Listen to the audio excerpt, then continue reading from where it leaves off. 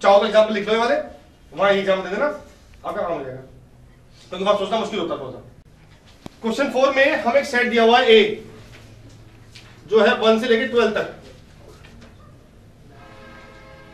और रिलेशन दिया हुआ है हमें ए टू ए,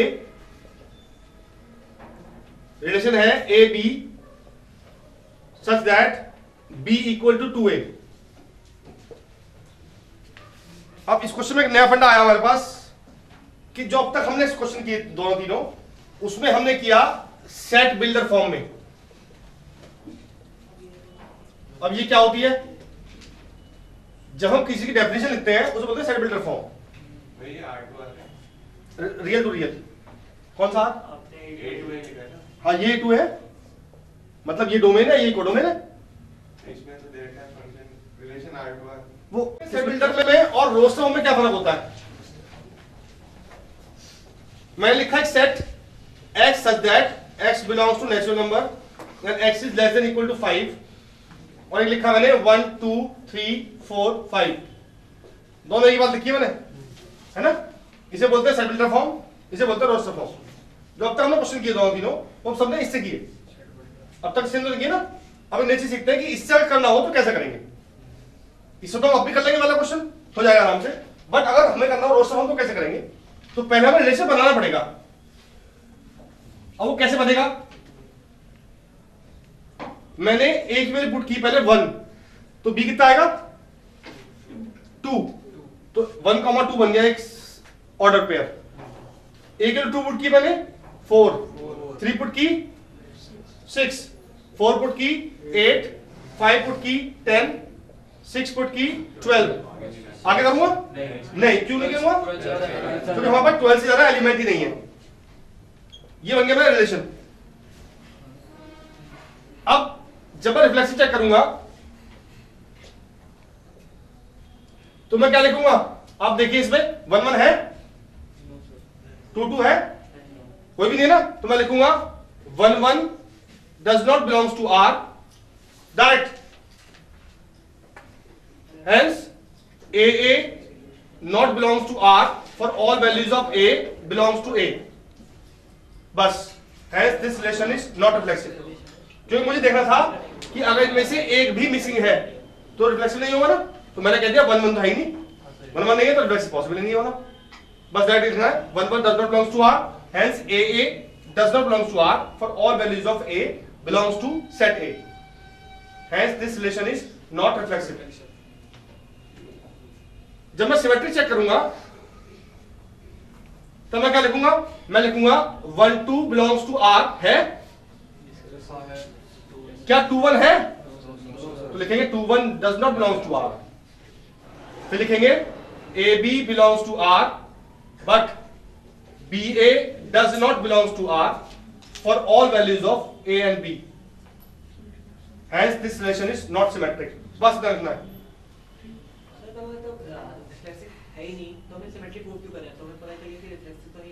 तो वो पूछेगा आपसे ना,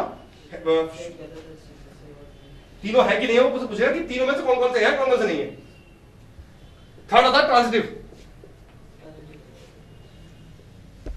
अब देखिए आप 1 2 है मेरे पास, 2 4 भी है मेरे पास, चेक करो 1 4 है क्या?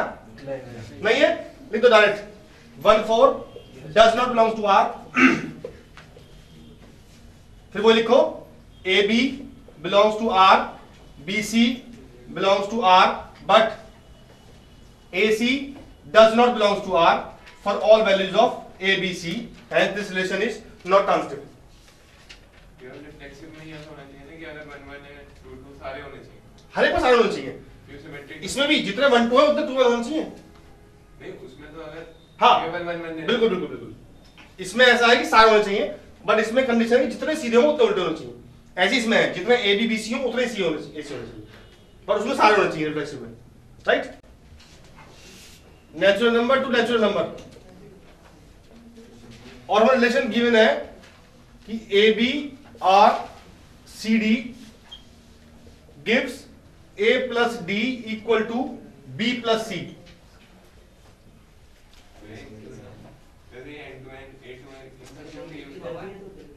होगा ना, तभी तो यूज होता है, इसलिए उसमें इन दोनों मतलब नेचुरल नंबर आना चाहिए। हाँ नेचुरल नंबर आना चाहिए।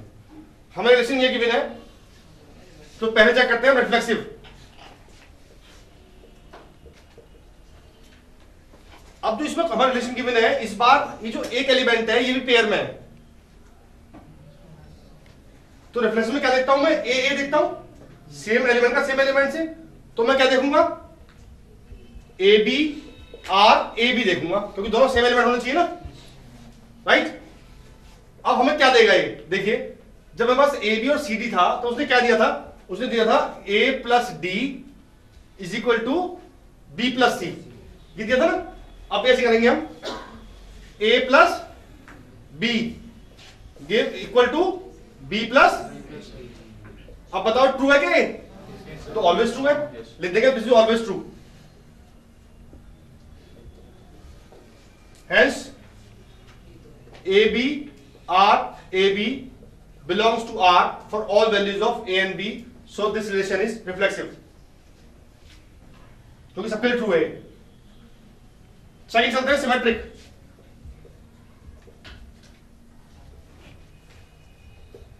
क्या देखते हैं उसमें, मैं लिया पहले A B R C D, यानी कि एक एलिमेंट ये और एक एलिमेंट ये गिव्स क्या देगा हमें, A plus D equal to B plus C देगा। अब चेक करते हैं उल्टा, अब चेक करते हैं C comma D R A comma B के लिए, ये क्या देगा हमें, C plus B is equal to D plus A. अगर ये ट्रू है तो क्या ये ट्रू होगा, एक ही तो बात है ना। तो अगर this is true then this is always true, because they are same thing. ये लिखेंगे आप equation 1, if equation 1 is true then equation 2 is always true. फिर लिखेंगे A B R C D belongs to R gives C D R A B belongs to R, hence this relation is symmetric, right. अब चलते हैं third पे, transitive. 3 लेने पड़ेंगे इसमें। मैं पहला लिया मैंने A B R C D, इसने मुझे क्या दिया, a plus D is equal to B plus C दिया, इक्वेशन 1 हो गई, ट्रू है।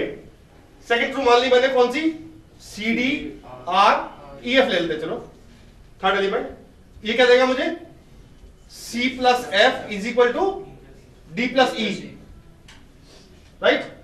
मुझे चेक क्या करना है, A B R E F check करना, ट्रू है कि नहीं है, राइट।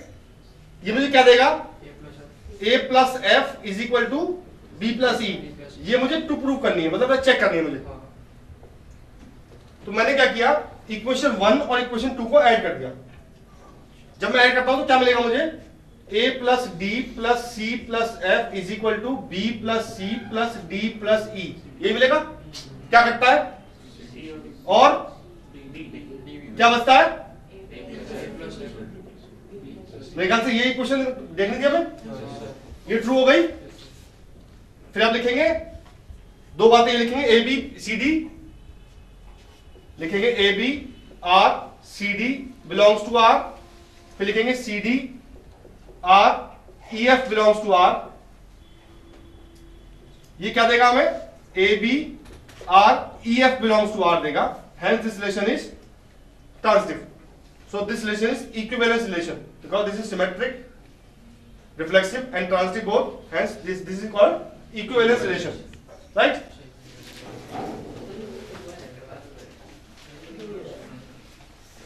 सबसे पहले देखते हैं कि कौन कौन से रिलेशन फंक्शन होंगे और कौन कौन से रिलेशन फंक्शन नहीं होंगे। हमने रिलेशन फंक्शन सुना था डोमेन कोडोमेन का, एक ऐसे हमने बनाई थी,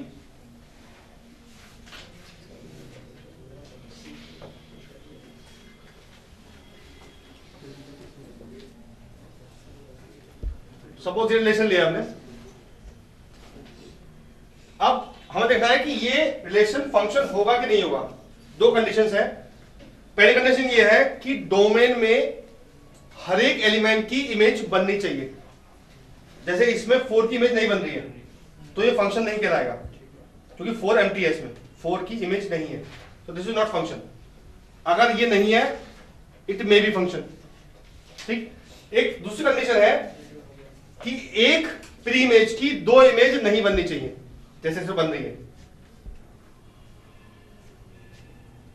2 की एक इमेज बन सकती है, that is allowed for function, but एक प्री इमेज की 2 इमेज नहीं बननी चाहिए।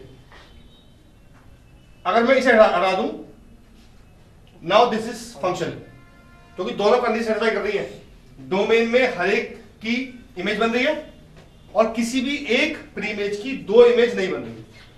अगर दोनों चीज सेटिस्फाई कर रही है then it is a function, right. ये है रिलेशन ऑफ फंक्शन डिफरेंस। यहां पे कोई खाली हो दैट डजंट मैटर, यहां पे एक की 2 बन जाए, इसकी भी एक की और बन जाए, दैट डजंट मैटर, बट एक की 2 इमेज बननी चाहिए, राइट। फंक्शन हमारे पास 4 तरह के होते हैं। एक होता है 1-1 फंक्शन, एक होता है मैनी वन, एक होता है ऑन टू और एक होता है इन टू। फंक्शन हमेशा इनमें से एक होना जरूरी है और इनमें से एक भी होना जरूरी है। इनमें से एक होगा और इनमें से एक होगा। ऐसा नहीं होता कि दोनों ये हो जाए ये एक भी ना हो, ऐसा पॉसिबल नहीं है। ये अलग क्राइटेरिया है, ये अलग क्राइटेरिया है। इनमें से एक होगा या इनमें से एक होगा। 1-1 कब होता है फंक्शन? नाम से पता चल रहा है आपको कि जब एक की एक में बनेगी तो 1-1। मैनी वन कब होगा? जब 2 या 3 की एक में बनेगी। Now this is many one. Onto कब होगा? अगर कोडोमेन में कोई भी ऐसा नहीं है एलिमेंट जिसकी प्री इमेज नहीं है, जैसे इस क्वेश्चन में हमारे पास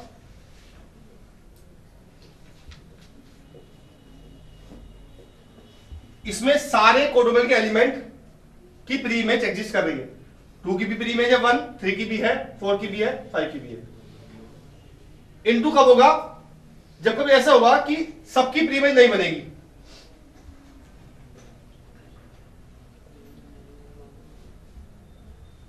सपोज यहां पर 6 और बैठा पहले से हमारे पास कोडोमेन में जिसकी प्री इमेज नहीं है। सो दिस इज हुआ इनटू, दिस इज हुआ ऑन टू। कोडोमेन के सारे एलिमेंट की प्री इमेज होनी चाहिए, एक भी यहां खाली ना बैठे, राइट। यहां पे कोई भी खाली बैठा है तो वो इनटू। ये हो गया मैनी वन और ये हो गया 1-1।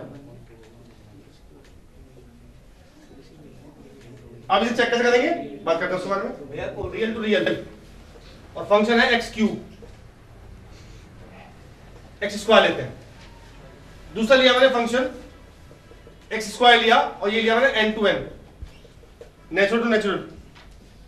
तीसरा फंक्शन लिया मैंने F X is equal to 4x plus -3 और ये भी R2R है। 1-1 चेक करें, 2 तरीके बता दूंगा आपको, आप दोनों से कर सकते हैं जिससे आपको सूट करे। पहले बीच लेते, बीच वाला एन टू एन। हमने लिखा fx1 इक्वल टू fx2। अगर हमने इसको सॉल्व किया, अगर x1 इक्वल टू x2 आ जाता है लास्ट में, दैट मींस इट इज 1-1। तो मैंने fx1 रखा तो क्या रखूंगा मैं? x1 square. यहां रखूंगा x2 स्क्वायर, ठीक है। अगर मुझे चेक करना है इसके लिए भी तो मैं सेम इसमें करूंगा, तो मैंने इसमें रख दिया fx1 इक्वल टू fx2। यहां में रखा मैंने x1 square is equal to x2 square. यहां मैं कह सकता हूं कि x1 इक्वल टू x2 होगा। क्यों कह सकता हूं? बिकॉज दिस डोमेन में नेचुरल नंबर है, नेगेटिव चीज है ही नहीं। लेकिन मैं यहां नहीं कह सकता, मुझे यहां लिखना पड़ेगा x1 equal two plus minus x2। तो ये 1-1 होगा, ये 1-1 नहीं होगा। एक तरीका ये है चेक करने का। अगर मैं इसी की बात करूं, मैं एक तरीका और चेक करने का मेरे पास। इसका क्या तरीका है? मैं लिखूंगा f-1 कितना होगा? कितना होगा? 1 होगा ना, -1 का स्क्वायर। अब बताओ f1 कितना होगा? तो ये क्लियर मेंशन है कि -1 का भी और 1 का दोनों की इमेज एक बन रही है, तो ये 1-1 नहीं है। आप चाहो तो ऐसे भी कर सकते हो, लेकिन ऐसे सारे क्वेश्चन नहीं हो पाते। ये क्वेश्चन इस कंसेप्ट से नहीं हो सकता, क्योंकि R to R है, मैं कितना नंबर लूंगा ऐसे। लेकिन कुछ क्वेश्चन हो जाते हैं, ये आपको देखना पड़ेगा कि आपको इससे करना है या इससे करना है, दोनों ही ठीक है। क्लियर?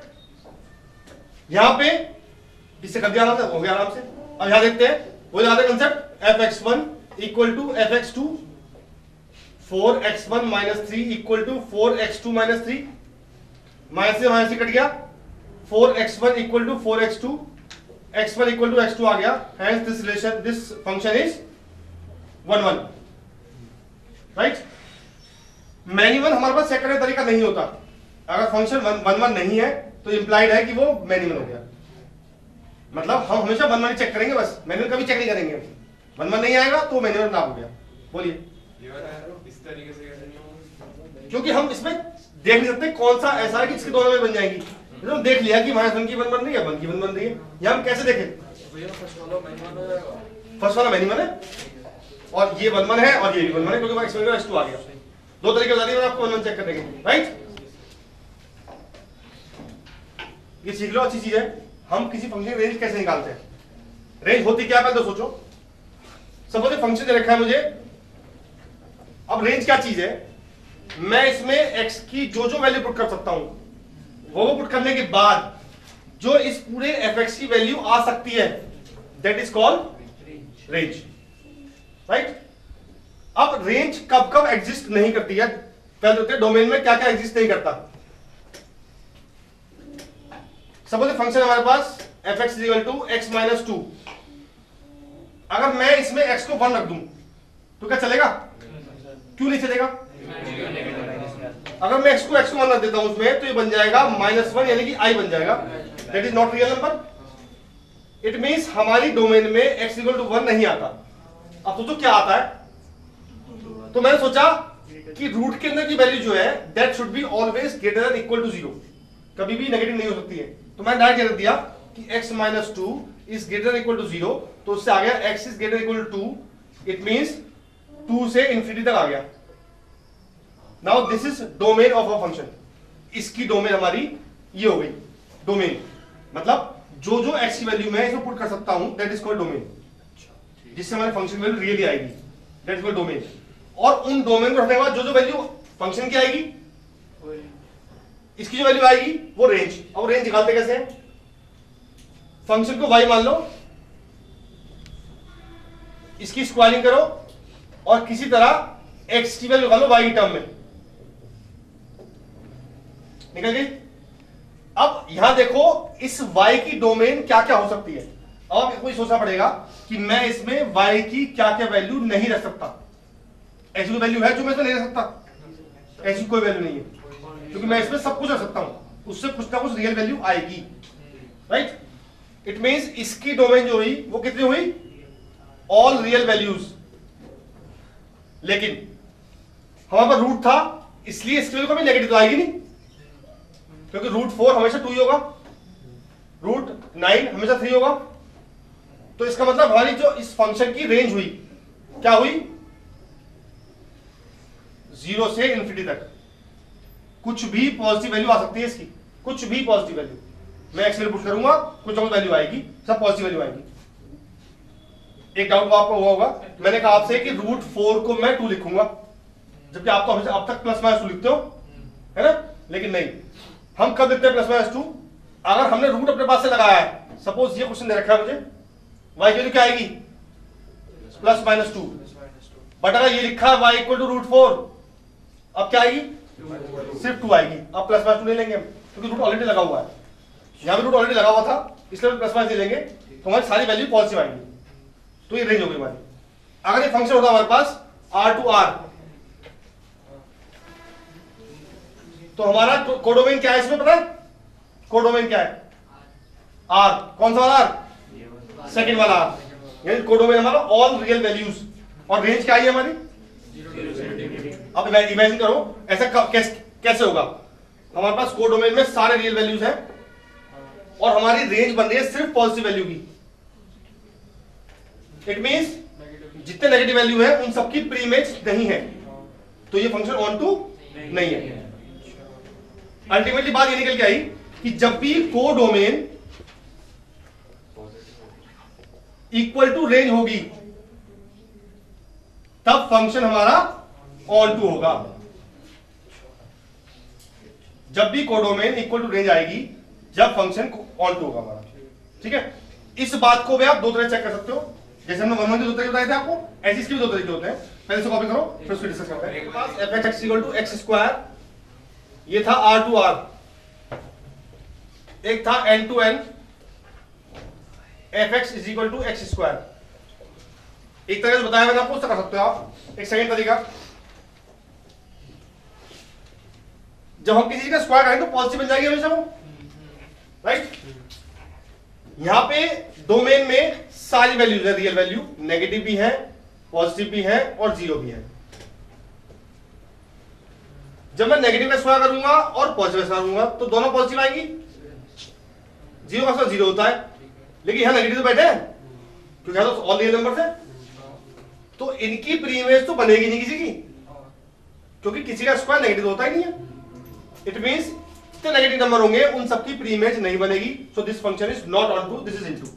ये सवाल लिख के जैसे बोला वैसे लिख के बताएंगे कि एवरी पॉजिटिव और negative number square will become positive and zero square zero होता है। So all negative